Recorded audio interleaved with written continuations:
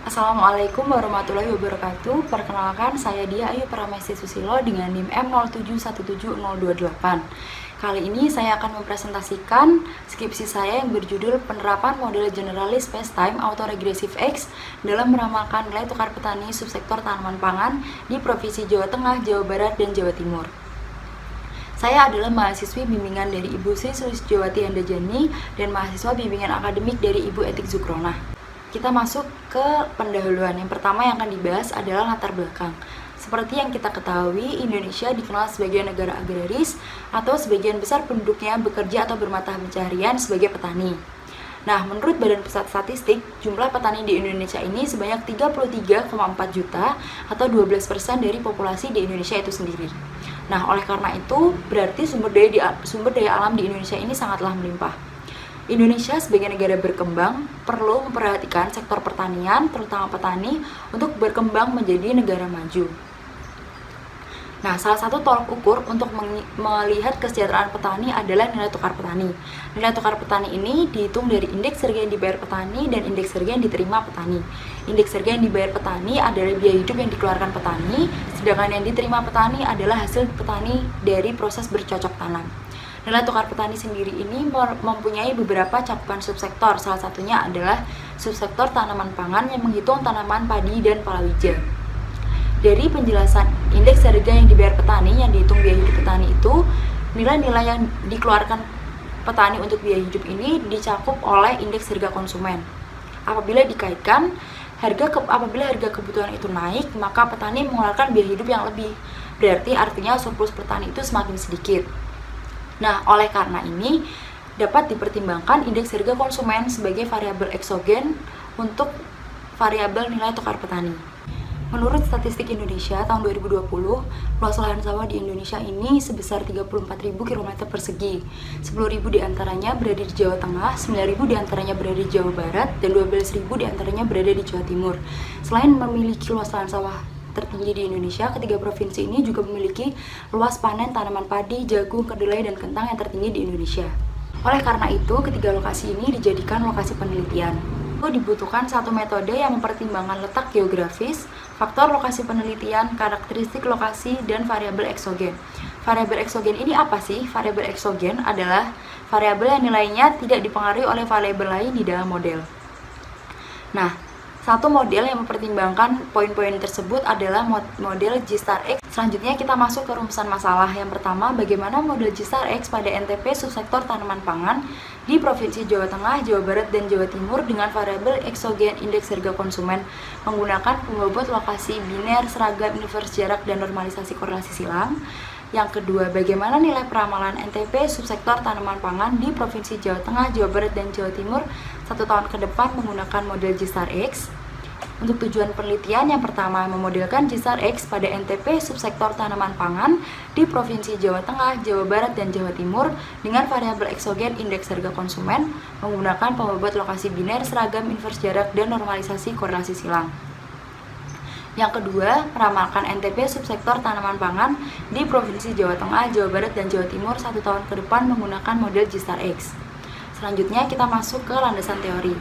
Untuk tinjauan pustaka, yang pertama, ada penelitian dari Anissa dan kawan-kawan tahun 2018 yang membahas pemodelan G* menggunakan pembobot lokasi seragam, biner, inverse jarak, dan normalisasi korelasi silang pada data nilai tukar petani dengan kriteria perbandingan model menggunakan MAPE. Yang kedua, ada penelitian dari Dewi Astuti tahun 2016 yang membahas tentang pemodelan G*X dengan membandingkan pembobot seragam, biner, inverse jarak, dan normalisasi korelasi silang pada data volume ekspor crude palm oil atau CPO dengan kriteria perbandingan model menggunakan MSE. Yang ketiga, ada penelitian dari Kusuma dan kawan-kawan tahun 2018 yang membahas pemodelan G*X untuk meramalkan produksi kelapa sawit di PTPN Kalimantan Barat dengan kriteria perbandingan model menggunakan MAPE. Yang terakhir, ada penelitian dari Ira Yudhistira tahun 2018 yang membahas pemodelan G* musiman untuk peramalan data curah hujan di Kabupaten Jember dengan kriteria perbandingan model menggunakan RMSE. Kita masuk ke landasan teori. Yang pertama adalah nilai tukar petani. Nilai tukar petani ini merupakan indikator untuk menghitung kesejahteraan petani. Ada 3 indikator nilai yang merepresentasikan kesejahteraan petani pada NTP. Apabila nilai NTP ini kurang dari 100, maka petani mengalami kerugian. Apabila nilai NTP-nya lebih dari 100, maka petani mendapat surplus, dan apabila nilainya sama dengan 100, maka petani impas. Selanjutnya, variabel eksogen indeks harga konsumen. Nah, indeks harga konsumen atau IHK ini merupakan indeks yang menghitung rata-rata perubahan harga dari suatu paket barang dan jasa yang dikonsumsi oleh rumah tangga dalam kurun waktu tertentu. Selanjutnya, kita dapat melakukan pendeteksian terhadap runtun waktu multivariat. Nah, menurut W tahun 2006, runtun waktu multivariat ini merupakan serangkaian data yang terdiri atas beberapa variabel yang diambil dari waktu ke waktu dan dicatat secara berurutan menurut waktu kejadiannya dengan interval waktu yang sama. Pada analisis runtun waktu multivariat dibutuhkan suatu data yang stasioner. Untuk melihat kestasioneran data, yang pertama dapat dilakukan melihat dari plot ACF atau autocorrelation function. Menurut Hanke dan Winchen tahun 2005, data dapat dikatakan stasioner ketika plot data ACF-nya turun mendekati 0 secara cepat dan pada umumnya setelah leg kedua atau leg ketiga. Nilai ACF ini pada leg tertentu dapat dihitung dengan rumus sebagai berikut. Selanjutnya, stasionaritas dapat dilihat menggunakan uji ADF atau Augmented Digifuller, yang secara teknis uji stasionaritas dapat dilihat menggunakan nilai probabilitas yang dihasilkan dari uji ADF ini. Statistik dari uji ADF adalah sebagai berikut. Selanjutnya, apabila data tidak memenuhi asumsi stasionaritas, maka yang dapat dilakukan adalah proses differencing.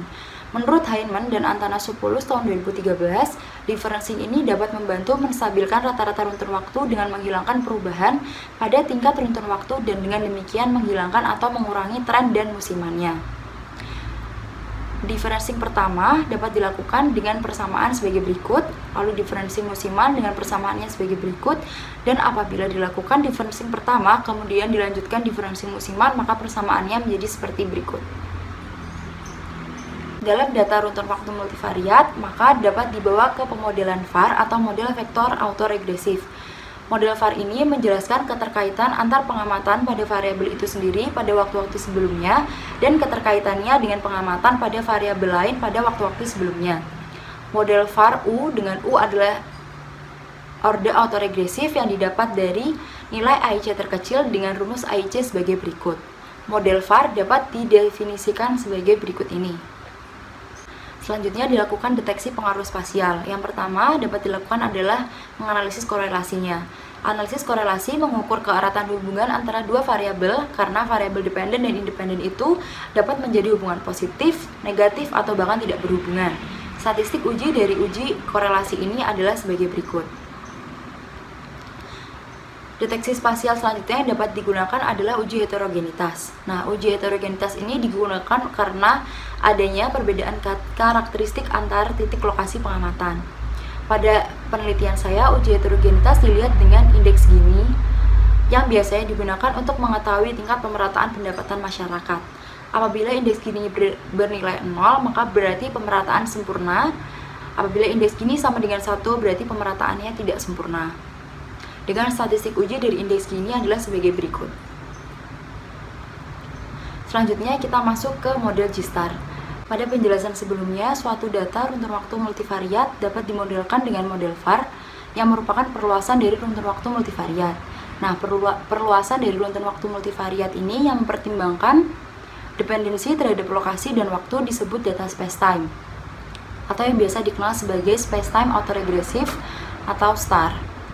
Nah, model STAR ini mengasumsikan bahwa karakteristik lokasi-lokasi pengamatannya bersifat sama atau homogen.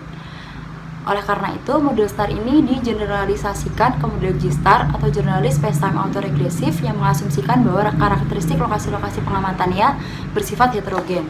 G-star ditulis sebagai berikut, dengan U merupakan orde autoregresif dan lambda K merupakan orde spasial dan I merupakan orde diferensinya.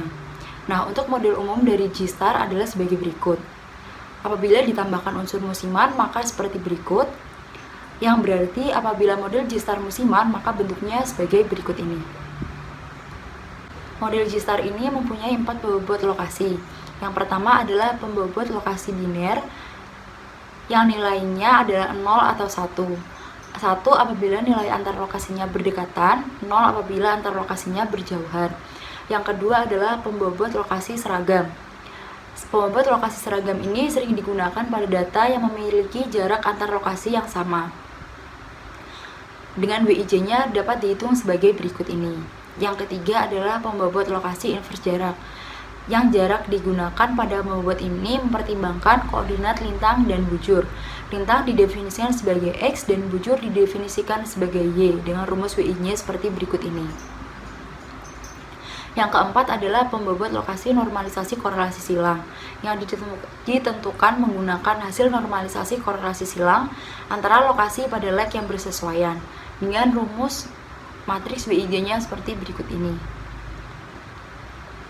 Setelah model G-star, maka selanjutnya dapat dibawa ke model G-star X. Nah, model G-star X ini merupakan pengembangan dari model G-star dengan mempertimbangkan variabel eksogennya atau X-nya. Nah, model G-star X ini berbentuk sebagai berikut, dengan U adalah orde autoregresif, lambda K adalah orde spasial, dan I merupakan orde diferensinya. Model umum dari model G-star X adalah seperti berikut ini. Apabila ditambahi unsur musiman, maka unsur musimannya seperti berikut ini. Lalu, model G-star X musiman menjadi seperti berikut. Selanjutnya dapat dilakukan proses estimasi parameter. Nah, estimasi parameter pada model G-star dilakukan dengan metode kuadrat terkecil. Bentuk linear pada metode OLS untuk beberapa lokasi ke I adalah seperti berikut ini, dengan VI adalah seperti berikut. Maka bentuk matriksnya akan seperti berikut ini. Selanjutnya, setelah mengestimasi parameter, maka dapat dilihat signifikansi parameternya. Menurut Astuti tahun 2006, model yang baik merupakan model yang mempunyai parameter yang signifikan atau parameternya tidak sama dengan 0. Statistik uji untuk uji signifikansi parameter adalah seperti berikut.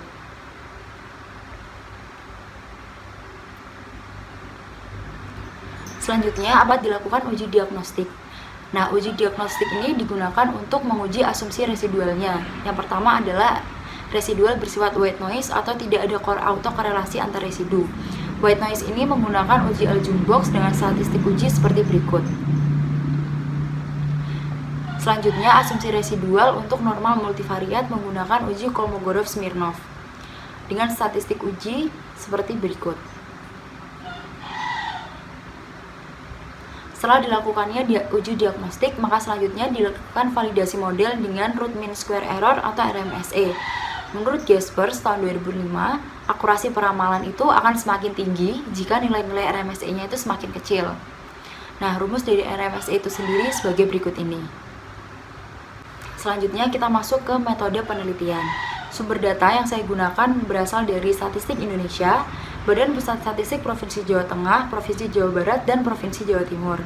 Lokasi penelitian yang saya gunakan adalah Jawa Tengah, Jawa Barat, dan Jawa Timur dengan tujuan meramalkan nilai tukar petani subsektor tanaman pangan tahun 2020. Dengan periode waktu pada data yang saya gunakan, pada data training menggunakan periode waktu pada Januari 2010 sampai Desember 2019, dan pada data testing periode Januari sampai Desember 2019. Kemudian dijelaskan hasil dan analisis yang sekaligus membahas tentang tahap analisisnya. Dan yang pertama adalah statistik deskriptif. Statistik deskriptif untuk data nilai tukar petani subsektor tanaman pangan sebagai berikut. Selanjutnya, statistik deskriptif untuk indeks harga konsumen. Selanjutnya, dilakukan analisis runtun waktu multivariat. Yang pertama dapat dilihat dari plot runtun waktu multivariat. Untuk data nilai tukar petani subsektor tanaman pangan disajikan ketiga bentuk plot runtun waktu seperti berikut ini.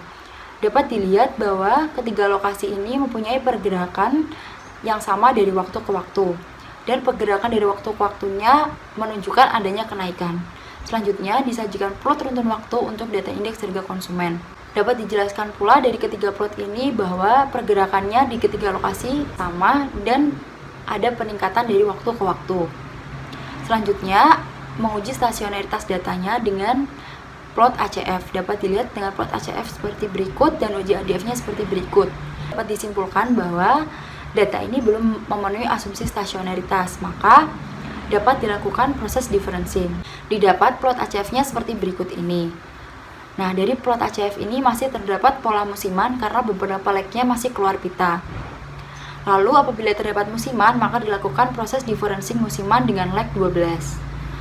Selanjutnya, ini adalah hasil dari plot ACF differencing musiman dengan uji ADF-nya seperti berikut ini. Maka dapat disimpulkan bahwa datanya sudah memenuhi asumsi stasionaritas. Kemudian kita lakukan proses differencing dengan perlakuan yang sama, yaitu differencing pertama dan differencing musiman lag 12 untuk data indeks harga konsumen. Untuk plot ACF-nya seperti berikut ini dan uji ADF-nya seperti berikut ini. Dapat dikatakan bahwa data indeks harga konsumen sudah memenuhi asumsi stasionaritas. Lalu selanjutnya kita membawa ke model VAR. Nah, untuk menentukan model VAR dibutuhkan pencarian order menggunakan nilai AIC. Didapat nilai AIC-nya seperti berikut dengan AIC terkecil pada leg pertama, sehingga diperoleh order model VAR yaitu U adalah sama dengan 1. Diperoleh matriks model VAR sebagai berikut dan model VAR-nya adalah sebagai berikut. Selanjutnya dilakukan deteksi pengaruh spasial. Yang pertama dilakukan adalah analisis korelasi. Nilai korelasi untuk NTP subsektor tanaman pangan disajikan pada tabel berikut ini. Dan untuk indeks harga konsumen adalah seperti berikut ini. Nah, dari analisis korelasi ini dapat disimpulkan bahwa ketiga lokasi pengamatan mempunyai korelasi yang cukup kuat antar satu lokasi dengan lokasi yang lainnya. Selanjutnya, dapat dilihat dari uji heterogenitas dengan indeks Gini. Nah, didapat nilai indeksinya seperti berikut. Karena nilainya sama dengan 1, maka lokasi ini memiliki karakteristik yang berbeda atau heterogen. Selanjutnya kita lakukan identifikasi model G** X. Yang pertama adalah mengidentifikasi order. Diperoleh model G** X 111112. Satu yang pertama adalah order autoregresif, satu yang kedua adalah order spasial. I1 berikutnya adalah order differencing non musiman dan I12 merupakan differencing musiman lag 12. Maka matriks dari model G** X tersebut dapat dijelaskan seperti berikut ini. Selanjutnya kita menghitung pembobot lokasinya. Nah, dari pembobot lokasi biner didapat matriks pembobot lokasi seperti berikut ini. Lalu untuk pembobot lokasi seragam, lalu untuk pembobot lokasi inverse jarak, dan untuk pembobot lokasi normalisasi korelasi silang. Kemudian dapat dilakukan konstruksi model G** X dengan mengestimasi dan melihat signifikansi parameternya. Yang pertama untuk pembobot biner didapat estimasi seperti berikut dan dapat dilihat pula signifikansi parameternya, maka didapat matriksnya sebagai berikut ini. Oleh karena itu didapat pemodelan tiap lokasi dengan pembobot biner sebagai berikut.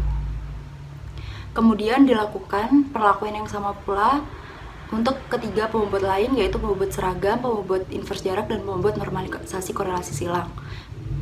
Berikut penjelasannya.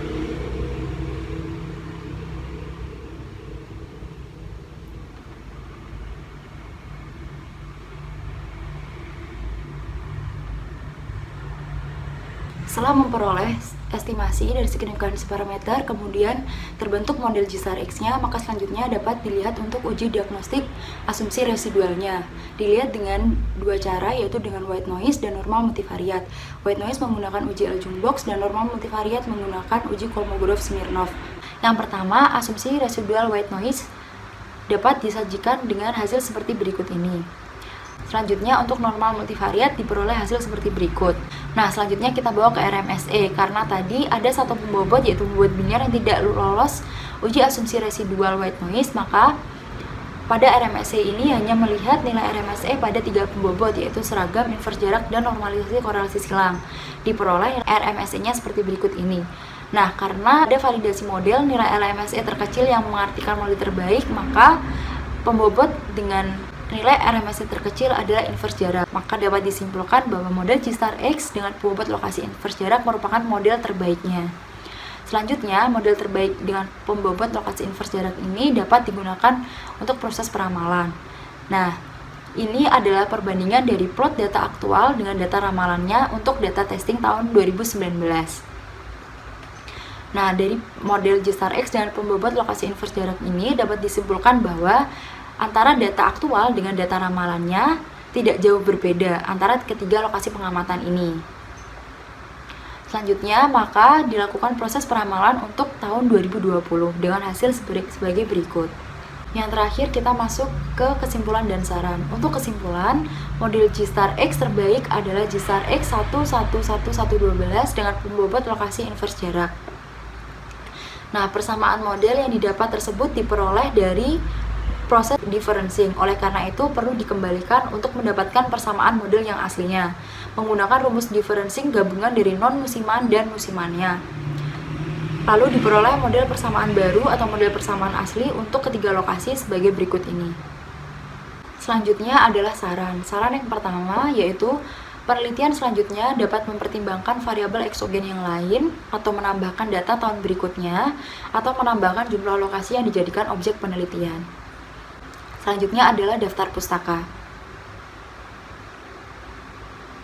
Terima kasih, sekian dari saya, kurang lebihnya mohon maaf. Wassalamualaikum warahmatullahi wabarakatuh.